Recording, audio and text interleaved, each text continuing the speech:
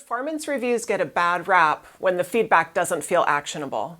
We can make our feedback actionable by using a simple 3-step process in our sentences. Let's check it out.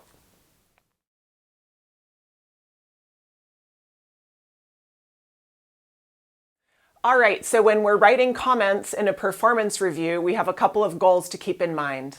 We want our reviews to include advice, suggestions, and comments that are clear, actionable, and motivating. So like many types of writing, they're bringing together writing IQ with the clarity and calls to action, and writing EQ by thinking about the recipient's mentality and state of mind as well.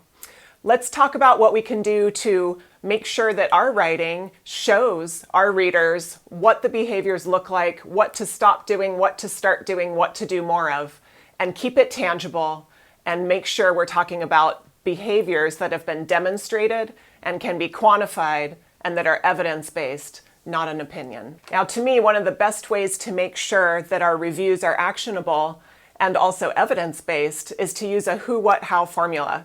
We can look at a couple examples here where we see Marissa communicates clearly in emails by including a main point and call to action. So if you have a competency around communication, you might talk to somebody about their level of clarity, their level of empathy, etc.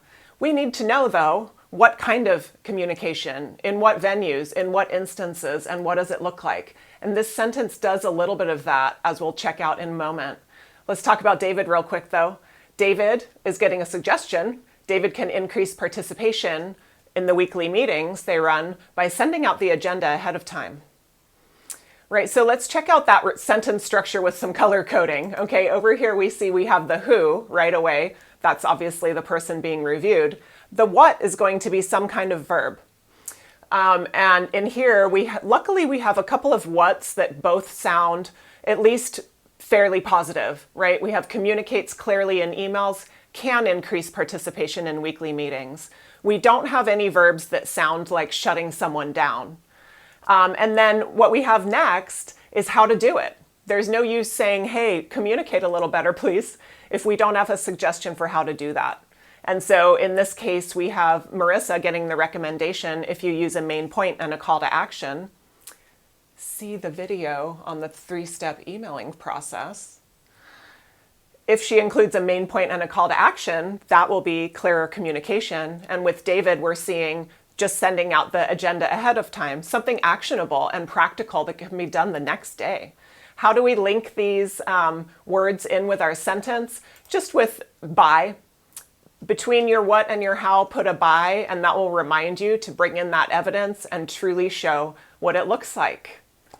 All right, if you like what you're learning here, please subscribe to the channel. I'm really enjoying bringing out different information for different groups of people, and so I hope this helps those of you who are dealing with annual reviews or whatever quarterly review process you're in. See you soon.